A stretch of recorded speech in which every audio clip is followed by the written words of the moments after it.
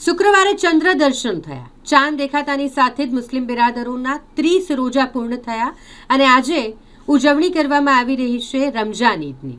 રમઝાન ઈદની ઉજવણી નિમિત્તે વડોદરા શહેરમાં પણ અલગ અલગ મસ્જિદો ખાતે અને ઈદગાહ મેદાન ખાતે રમઝાન ઈદની વિશેષ નમાઝ અદા કરવાનું આયોજન કરવામાં આવ્યું છે। ઈદગાહ મેદાન ખાતે પણ સવારે મોટી સંખ્યામાં મુસ્લિમ બિરાદરો પહોંચ્યા હતા, જ્યાં નાના બાળકોથી લઈ યુવાન અને વડીલો દરેક મુસ્લિમ બિરાદર કે જે ઈદગાહ મેદાન ખાતે પહોંચ્યું અને ત્યાં તેઓ દ્વારા ઈદની વિશેષ નમાઝ અદા કરવામાં આવી। વડોદરાના ખતીબ જેઓ દ્વારા તમામ મુસ્લિમ બિરાદરોને આ રમઝાન ઈદની જે પહેલી નમાઝ હોય છે તે કરાવવામાં આવી હતી અને તેઓ દ્વારા જ ભાઈચારાની ભાવના સાથે ઈદ ઉલ ફિત્રની ઉજવણી કરવા માટે સૌને જણાવવામાં આવી। ખૂબ જ શાંતિપૂર્ણ માહોલમાં ઈદગાહ મેદાન ખાતે ખૂબ જ મોટી સંખ્યામાં મુસ્લિમ બિરાદરો કે જેમણે રમઝાન ઈદની નમાઝ અદા કરી અને દેશ દુનિયામાં શાંતિ માટે દુઆ કરી હતી।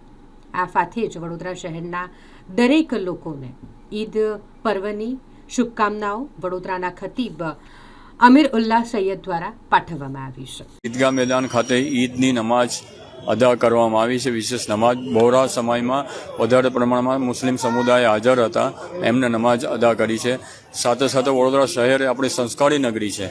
હું વડોદરા શહેરના તમામ મુસ્લિમોને, તમામ નગરજનોને હું એક સંદેશ આપવા માગું છું કે આવનારા દિવસોમાં અથવા ચાલુમાં જે કંઈ તહેવાર આવે એને આપણે એકબીજા હળીમળીને એને ઉજવીએ અને વડોદરા શહેરના સંસ્કારી નગરીનો જે ઇલકાબ આપવામાં આવ્યો છે તે અકબંધ રહે એવી મારી શુભેચ્છા સાથે અપીલ પણ છે કે એને એ રીતે અપનાવે।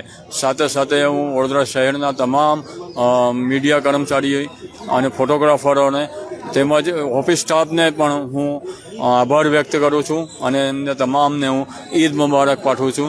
પ્રશાસન તરફથી જે મને સાથ સહકાર મળ્યો છે, પોલીસ તંત્રથી સાથ સહકાર મળ્યો છે, એનો વિશેષ હું આભાર વ્યક્ત કરું છું।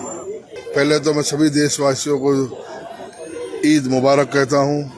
आज बड़ौदा शहर में ईदगाह में ईद की नमाज अदा करने में आई और शहर और जिला के सभी मुस्लिम समाज के लोगों ने आज ईद की नमाज अदा की और नमाज के बाद अल्लाह से दुआ की कि हमारे भारत देश में हर हमें सुख, अमन, चैन और शांति बनी रहे, हमारा देश तरक्की हमेशा तरक्की करता रहे, ऐसे आज दुआ की। और आज भारतीय जनता पार्टी गुजरात प्रदेश लघुमती मोर्चा की ओर से मैं सभी देशवासियों को ईद की बहुत बहुत मुबारकबाद देता हूँ।